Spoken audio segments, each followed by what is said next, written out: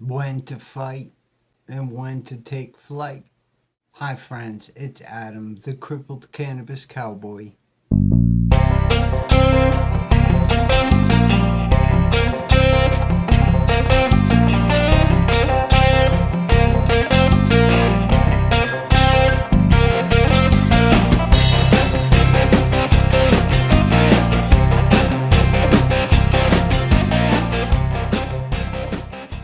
Thanks for watching one of my videos of, I guess, trying to find out what you're made of. Everybody likes to be a fighter. Flight might be smart too, so who the hell knows where it goes? If you like what you see, then subscribe to my channel and help me out a little bit. Spread the good word.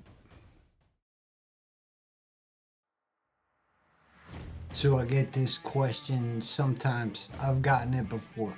Not anymore, but is being a fighter something you're born with? Or is it something that can be trained? And this is separate from ring fighting. So I know all about fighting in the ring, and this is different.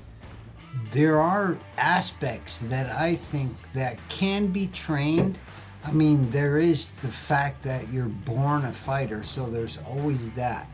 But one of the things that I noticed is it is possible to train the brain to be more of a fighter, if that makes any sense. A good thing, for example, is take a look at the things that make you scared.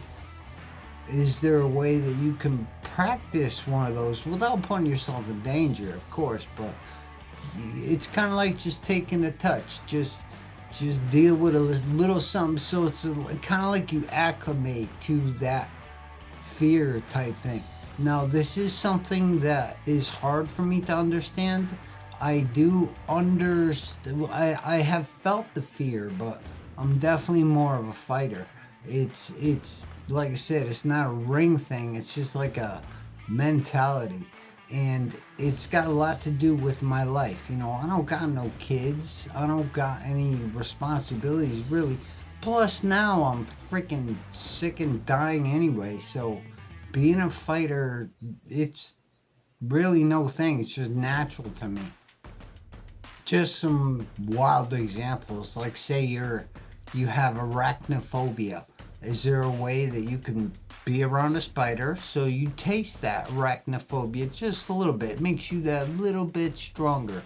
Because if you're going to be a fighter, you got to be strong. There's fight or there's flight. A neat example that I saw, there were like two kids walking or whatever. You can look up the video, but something scares the two children, and one child turns around and runs away real quick.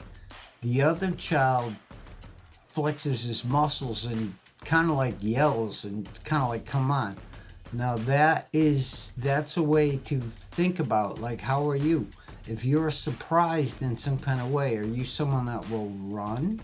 Which, some cases isn't a bad thing. Are you someone that'll turn around and fight? In my situation, I was never a runner, and now I can't run anyway. And if I tried to run, that would be pretty funny. I would fall flat on my face with the first step. A neat coincidence, I guess, that I used for some of my fighters before they got in ring. This does translate to life. It's kind of like when you chase a wild animal. Well, I have several, but when you chase a wild animal, it's gonna run until you corner it. When you corner it, man, that shit's gonna fight you. So that helps me sort of figure out the way I behave. That being scared shit will teach you a lot about yourself. I'm sure there's a lot of things that you won't like, but it'll point out some areas that maybe you can work on yourself. You can help yourself pull yourself out of that flight mode so often. Flight is smart sometimes to maintain your safety, but it's kind of like a flash thing from my head. I'm trying to look at it from the perspective of of someone that just wants to automatically run, how to train that, what makes you want to turn around and run. I could see if there was danger present for your health, but if it's just like a past thing, that actually reminds me, your mind is going to be the biggest hindrance in trying to be a fighter and face the challenges of life. If you liked what you saw and you learned something, subscribe to the channel, help me out a little bit. And fight or flight, man, that's a tricky game.